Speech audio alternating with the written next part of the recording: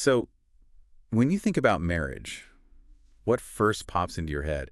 For a lot of us, I think it's that big day, right? The I do, the whole ceremony, like you finally arrived somewhere. Yeah, exactly. It feels like reaching a destination. And that's definitely the common picture.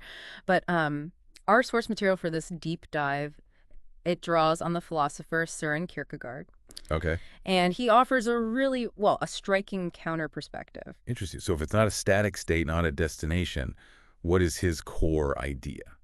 Well, Kierkegaard sees marriage less as a place you get to and much more as a dynamic, kind of ongoing process. A process. Yeah, it's less about something you have, and much more about something you do continuously through conscious choice, through commitment. Wow. Okay. That already shifts the focus quite a bit. Yeah. So in this deep dive, we're going to unpack that, how this view moves beyond just like the initial infatuation, this idea of marriage as a daily choice, which sounds pretty radical, the role vulnerability plays, and even how facing challenges can actually strengthen the relationship, all based on this source. Exactly. Our goal here is really to understand these specific concepts from Kierkegaard through the material you've got and see, what insights they might offer for building a connection that, well, lasts. Okay, let's dive in. The source mentions Kierkegaard's stages of existence. Where does marriage fit into that picture?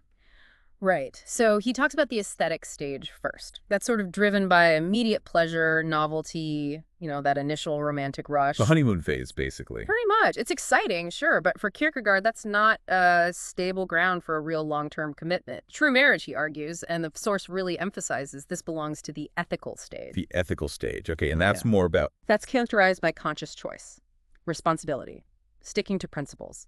So the perspective in our source is that moving into this ethical dimension means you choose commitment even when those initial intense feelings maybe fade or fluctuate. Ah, okay. The love isn't just the feeling, it's the deliberate ethical choice to stay committed. So it's less about feeling constantly in love and more about the act of choosing love. Yeah. That really connects to what the source calls a continuous act of choosing. Right, precisely. It's even described as a perpetual leap of faith. A leap of faith. Yeah. The source uses this analogy like religious faith needs constant reaffirmation. Commitment in marriage needs choosing again. Choosing your partner, choosing the union, every morning, every interaction, every challenge. Wow. That makes it sound really active, not passive at all. And the source points out this choice often happens in the face of doubts, frustrations, or external temptations. That takes real courage, doesn't it? Oh, absolutely. Immense courage. It's a powerful act of will, to keep stepping into that shared future, choosing each other despite all the uncertainties life throws at you. And for that kind of deep connection, the source talks about authenticity. It calls it the profound courage to reveal your true self, imperfections and all. Yes, and just as important, the ability to truly see your partner in return, flaws and everything. It requires immense vulnerability, like consciously dropping defenses. Letting the guard down. Totally. So the bond can deepen beyond just the surface stuff. It sounds maybe a bit scary, but also liberating, Yeah, it does. It's like the opposite of that aesthetic stage, getting real instead of just polished. Now, Kierkegaard also talks a lot about despair. How does that fit into marriage, according to this source? Right. He saw despair as a kind of sickness of the spirit.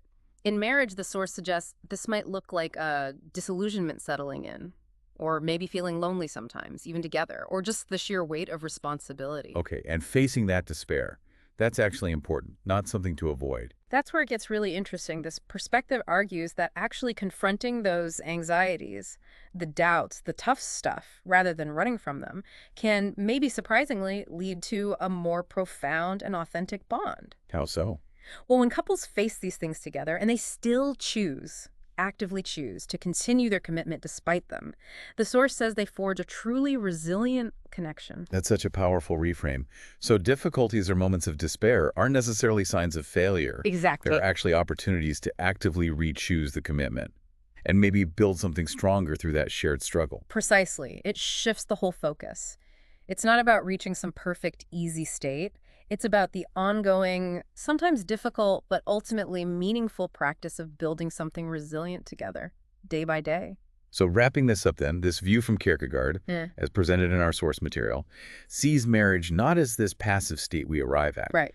but as an active, courageous, ongoing, ethical choice. That's the core of it. And it leaves you thinking, if marriage really is this perpetual leap of faith that needs daily recommitment, like the source says, well, what does that tell us about the nature of love itself and, the sheer courage it demands from us?